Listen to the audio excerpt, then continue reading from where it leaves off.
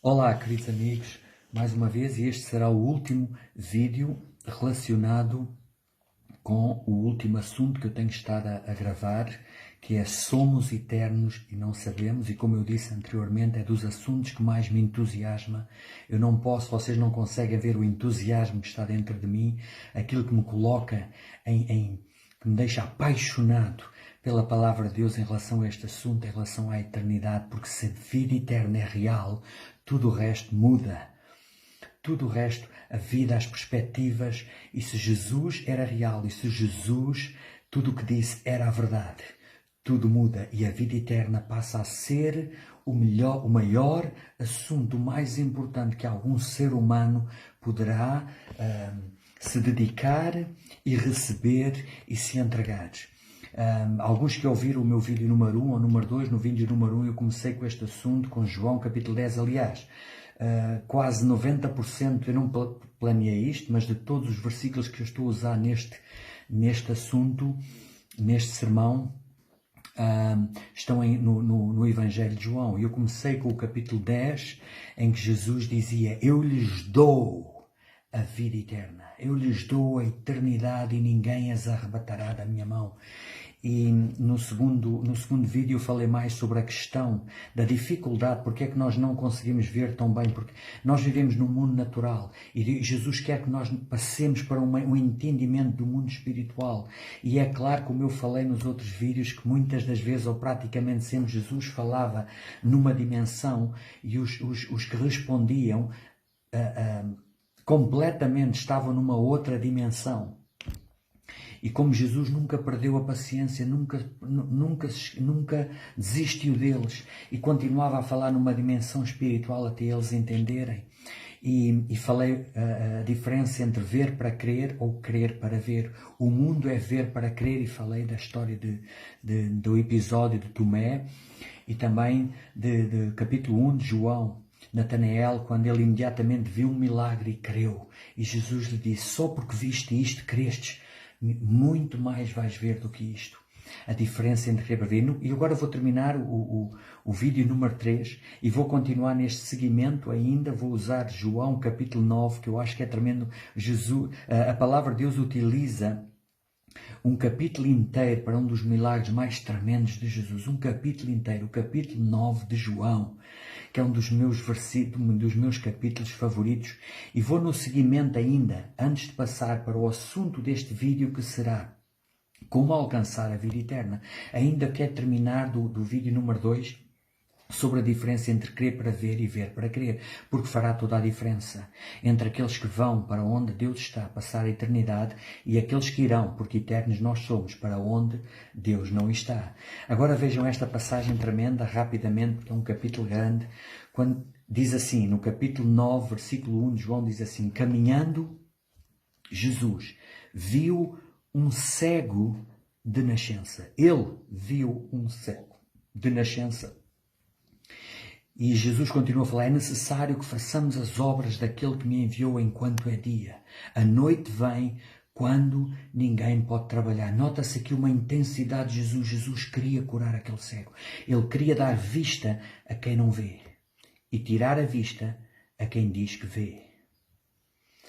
E ele continuou: eu, enquanto estou no mundo, sou a luz do mundo. Dito isto, cuspiu na terra e, tendo feito lodo com a saliva, aplicou aos olhos do cego, dizendo-lhe: vai, lava-te no tanque de Siloé, que quer dizer enviado. Ele foi, lavou-se e voltou vendo. Isto começou um grande milagre, começou uma grande revolução, porque as pessoas conheciam há anos que ele era o cego.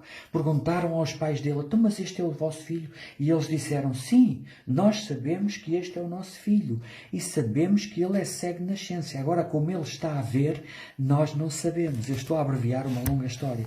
Os próprios fariseus, Jesus já se tinha afastado, os próprios fariseus vieram ter com ele. Até aqui nós vemos neste capítulo, eu estou a falar isto e estou a sentir o amor de Jesus, que é a base de tudo, de cada versículo na palavra de Deus, o Deus amor, que tem um desejo intenso que cada pessoa que ouve o Evangelho, todos aqueles possam entender o seu amor e se possam render voluntariamente. Como negar um amor destes? Um Deus que dá a vida eterna àqueles que simplesmente se rendem, têm sede e fome. Os fariseus vierem ter com ele, é uma longa história, no capítulo 9, versículo 13, e começam a interrogar. Ele começa a pregar para eles. E há um ponto tremendo que sempre me faz sorrir, em que o próprio cego diz-lhe a ele, porque os fariseus estavam a dizer, olha, dá glória a Deus, porque esse homem é um pecador. Os fariseus estavam a dizer que Jesus era um pecador. E agora, no versículo 25, esse cego responde aos fariseus e diz-lhes assim, se é pecador, eu não sei. Uma coisa eu sei, eu era cego e agora eu vejo. É o que importa. Eu não sei se ele é pecador ou não. Eu só sei quem eu era e eu sei quem eu sou agora e ninguém pode negar. Entretanto, eles continuam a discutir com ele, os fariseus. Ele continua a responder, já não se calou mais. Porque ele tinha recebido algo que ninguém poderia negar. Expulsaram-no do templo. Agora veja isto, que é aqui que eu quero chegar. O amor de Jesus. Mas isto é a iniciativa de Jesus no versículo 35 do capítulo 9. Ouvindo Jesus que o tinham expulsado, ouvindo Jesus, olha a atenção que ele estava. O Criador do Universo nunca perdeu de vista aqueles que tinham um coração cheio de sede e de fome humilde. Ele mudava a sua agenda por causa de um Zé Ninguém. Ouvindo que o tinham expulsado, encontrando-o, lhe perguntou e começou uma conversa com ele em privado. Crês tu no Filho do Homem? E o cego respondeu e disse, quem é, Senhor, para que eu nele creia?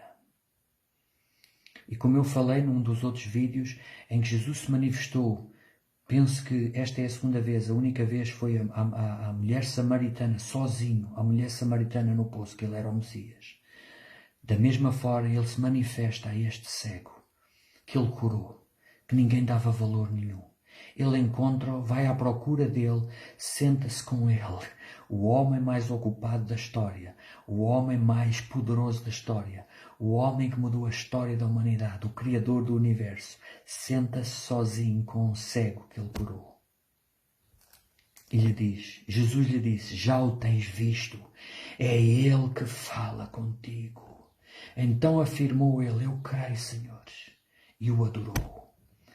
E Jesus diz isto, eu vim a este mundo para juízo, a fim de que os que não veem, vejam, e os que veem se tornem cegos. Os que não veem, os que acham que não são ninguém, os que acham que não merecem nada, que tenham revelação e vejam. Ele veio para pregar o Evangelho aos pobres de espírito e para tirar a vista àqueles que veem. E para fazer cegos no mundo do Espírito. Jesus estava uma vez mais a falar numa dimensão espiritual, para que aqueles que acham que são, para que aqueles que acham que são importantes, para que aqueles que são orgulhosos no seu entendimento se tornem cegos. Agora vejam, alguns dentre os fariseus que estavam perto dele, que ouviram, perguntaram, acaso também nós somos cegos? Estás a dizer que nós somos cegos? Os intelectuais, os que acham que sabem. E Jesus, não eu não estou a falar de mim, estou a falar da palavra de Deus, eu estou a ler a palavra de Deus. Jesus lhes respondeu, se fosseis cegos, não teríeis pecado. Estavais inocentes.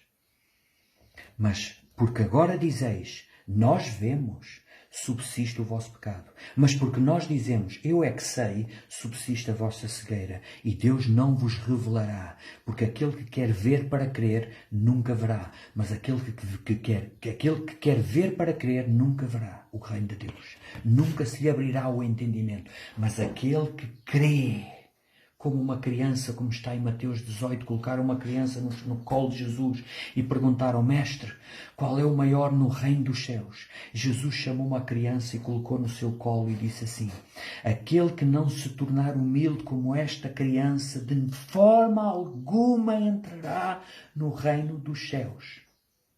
De forma alguma entrará no reino dos céus. Por aquele que se tornar humilde como esta criança, que confia, que crê na voz do seu Pai como uma criança, esse será o maior no reino dos céus. Crer para ver, esse terá a vida eterna. avançando rapidamente para como obter a vida eterna. Eu vou rapidamente porque tenho cerca de 10 minutos. Outros versículos que eu escrevi aqui que eu quero falar, quero deixar. Porque isto fará a diferença. Toda a diferença na vida daqueles que ouvem como um dia eu ouvi. Porque muitos irão gozar, irão rejeitar, irão continuar a crer cegos porque eles acham que veem. Mas há milhões que dizem quem é ele para que nele creia. Como este cego disse a Jesus, eu creio, e o adorou. Simplesmente porque recebeu um milagre e acreditou.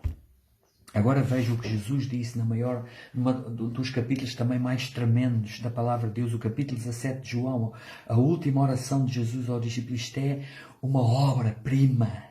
Aqueles que nunca leram, leiam. Está aqui, João 17, leiam a última oração pelos discípulos de Jesus. E ele começa assim a oração. Tendo Jesus falado estas coisas, levantou os olhos ao céu e disse.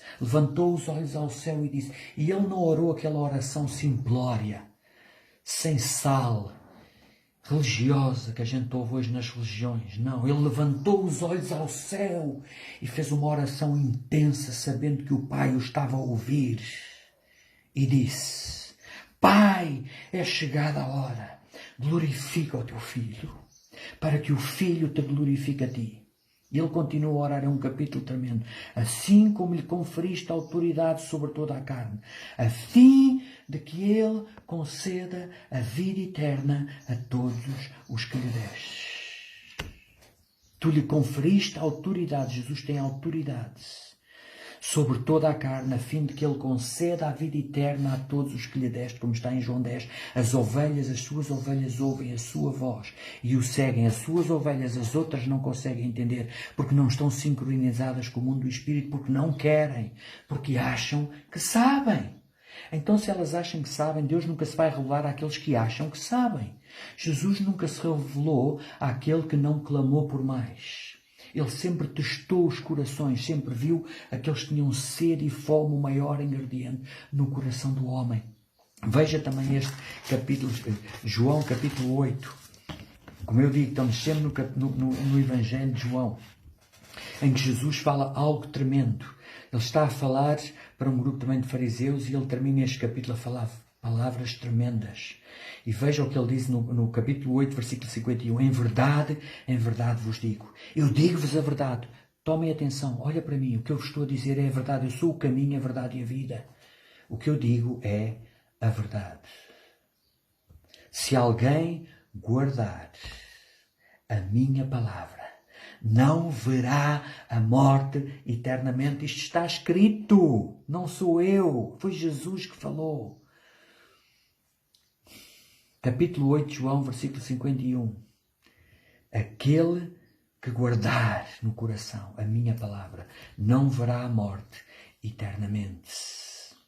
E eles continuam a atacá-lo e isto termina numa tal intensidade que termina os fariseus a pegarem em pedras para o apedrejar. Mas antes disto Jesus disse, Abraão, vosso pai, alegrou-se por ver o meu dia, viu e regozijou-se. Claro que ele estava a falar numa dimensão espiritual.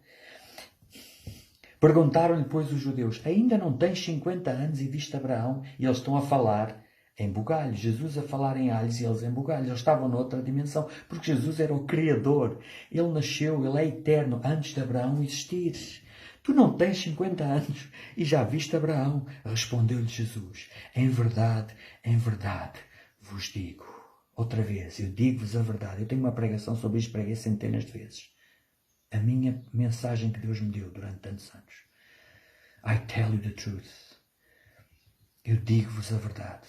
Ele provou ser Deus por falar a verdade e que aquilo que ele dizia iria sempre acontecer. Em verdade vos digo, acreditem. Antes que Abraão existisse, eu sou o nome de Deus. Eu sou Deus. Eu sou. Então pegaram em pedras para atirarem nele, mas Jesus se ocultou e saiu do templo. Isto para dizer que Jesus é eterno, Ele é o Criador. Aquele que guardar a minha palavra não verá a morte eternamente. E nestes poucos minutos eu quero dizer, alguém me está a ouvir e ouviu esta série dos 3 vídeos e está a dizer, o que é que eu faço para obter a vida eterna, para ser salvo? Foi o que os homens, aqueles 3.000 pessoas, no dia de Pentecostes, no Atos capítulo 2, quando os apóstolos foram pelas ruas de Jerusalém, receberam o poder do alto. Não saiam de Jerusalém até que do alto sejais revestidos de poder. E no dia de Pentecostes, olha, eu não só agora é que reparei, é hoje. Dia 15, dia de Pentecostes. A sério, só agora é que reparei. Dia de Pentecostes, quando o Espírito Santo veio e eles foram pelas ruas de Jerusalém e pregaram com uma ousadia, com um fogo, e 3.000 pessoas se converteram. E eles clamavam, irmãos, que faremos para lhe dar a vida eterna? Irmãos, diz-nos, nós nos arrependemos, que faremos para sermos salvos? Glória a Deus. Rapidamente, João capítulo 1, versículo 12. Mais uma vez João, ele veio para o que era seu e os seus não o receberam. Ele veio para os judeus primeiro, o povo de Israel, é o povo escolhido de Deus. Mas os seus não o receberam. Por isso a tragédia veio sobre a nação de Israel e por cerca de quase 2.000 anos eles foram expulsos por todo o planeta. Quando Tito invadiu Jerusalém e Israel no ano 70, deixou de haver a nação de Israel. Outro grande milagre, outra grande mensagem. Até ao ano de 1948, quando novamente as Nações Unidas estabeleceram o Estado de Israel. É por isso que aquela guerra hoje ali, que nunca vai acabar, mas Jerusalém nunca vai sair das mãos de Israel. Acabou, não há hipótese. Mas por 2.000 anos Israel não existiu como nação. Ele veio para o que era seu e os seus não o receberam. Mas a palavra diz, mas todos quantos o receberem, ele lhes dá o poder de serem chamados filhos de Deus. Está em João capítulo 1, versículo 12. Eu vou ler, que é para não. Depois disto, João capítulo 1, versículo 12. Está escrito, diz assim. Eu quero ler para que não pensem, mas a todos quantos o receberam, deu-lhes o poder de serem feitos filhos de Deus, a saber, aos que creem no seu nome. A saber, aos que creem no seu nome. Não ver para crer, mas crer para ver. A todos quantos receberem, alguém pergunta assim, mas não somos todos filhos de Deus? Não somos todos filhos de Deus. Não é o que a palavra diz. Isso é a cultura popular que diz que somos todos filhos de Deus. Não somos todos filhos de Deus. São filhos de Deus aqueles que aceitam Jesus como seu Senhor e Salvador e são recebidos na família do Pai Celestial. A Bíblia também fala no capítulo 3 de João, capítulo 3, versículo 3, que diz: aquele que não nascer de novo jamais entrará no reino de Deus. É preciso nascer de novo, não da carne, mas do Espírito. Nicodemos, um fariseu sincero, foi ter com ele e Jesus tem uma conversa das mais lindas da história com este homem de Deus sincero. E ele disse, não te admires que eu te diga, necessário é nascer de novo. Aquele que não nascer de novo não entrará no reino de Deus. Agora alguém continua a dizer, mas como é que se faz isso na forma prática? Então eu vou para Romanos, capítulo 10. Romanos, capítulo 10. Mais prático que isto não existe. E antes de eu falar esta oração com a qual eu quero terminar este vídeo e esta série sobre a vida eterna. Não é preciso fazer obras. As obras são feitas depois de nós sermos salvos. Todos nós conhecemos aquela passagem de Jesus crucificado com 2 salteadores, um à esquerda e outro à direita. Mas isto tem-me tocado a vida toda, há anos e anos, que eu imagino esta imagem de Jesus na cruz a sofrer, a ser injuriado, o Criador, a ser maltratado, a ser gozado.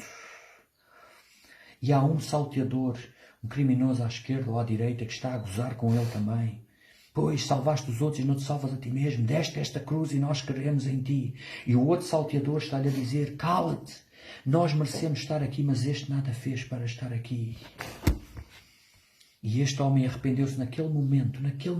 Eu costumo dizer às vezes, se o próprio Hitler, estou a imaginar o homem mais mau da história, um criminoso, no último segundo, no último minuto da sua vida, caísse nele próprio e se arrependesse de coração, seria salvo. Este criminoso de coração arrependeu-se na cruz e disse: Jesus, lembra-te de mim. E Jesus disse: hoje estás comigo no paraíso. Tão somente teremos que fazer isto, porque Jesus já fez o que nós nunca poderemos fazer. Mas nós agora temos que fazer o que Ele não irá fazer por nós. Ele já fez o que nenhum ser humano podia fazer. Nós não poderíamos pagar o preço. Nós estávamos condenados ao inferno eternamente. Não por algo que nós fazemos, mas porque é um estado. Não é o que nós fazemos. Não há pecados maiores nem menores. Nós nascemos em pecado. Nós somos todos condenados a uma perdição na eternidade sem Deus, por causa do pecado original. Cabe a nós aceitar a expiação de Cristo, a obra expiatória de Cristo, que Ele foi o Cordeiro de Deus que tira o pecado do mundo, que morreu por nós, um Cordeiro imaculado, alguém sem pecado. Ninguém poderia pagar o preço. E agora nós temos que fazer, é a única coisa que Deus espera de nós aceitá-lo e confessá-lo. E diz assim em Romanos capítulo 10, versículo 9. Se com a tua boca confessares Jesus como Senhor, a boca, tens que falar, e em teu coração creres que Deus o ressuscitou dentre os mortos, serás salvo. Isto está escrito, não sou eu que estou a falar. Capítulo 10, versículo 9 de Romanos. A Epístola de Paulo aos Romanos. Se com a tua boca confessares Jesus Cristo como Senhor, do fundo do coração, eu me arrependo dos meus pecados, eu te aceito como Senhor e Salvador. Eu aceito, eu reconheço que eu preciso de ti e a partir de hoje eu te servirei. Eu preciso da tua ajuda. Com a tua boca e no teu coração creres novamente, crer para ver, que Deus o ressuscitou dentre os mortos, será salvo. Porque com o coração se crê para a justiça e com a boca se confessa a respeito da salvação. Glória a Deus. Não poderia terminar de melhor forma esta série que me entusiasmou e não creio que haja mensagem mais importante que eu uma vez possa dar para aqueles que ouvem, onde ela for, que é acerca da salvação, acerca da vida eterna. Eu lhes dou a vida eterna e ninguém os arrebatará das minhas mãos. 1 João capítulo 5, versículo 20.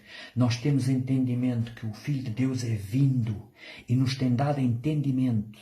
Outra dimensão. A tal dimensão não é na mente natural, é no coração. E nos tem dado entendimento que estamos no verdadeiro Deus. Este é o verdadeiro Deus e a vida eterna. Este é o verdadeiro Deus e a vida eterna. Deus abençoe todos os meus amigos que acabaram de ouvir e que estão a ouvir e que possam transmitir a outros e que possam receber e que tenham uma Bíblia e que confessem. Não importa, não estou a falar de religião, não estou a falar de igreja, estou a falar do encontro pessoal com Jesus Cristo, o Salvador e Senhor. Deus os abençoe.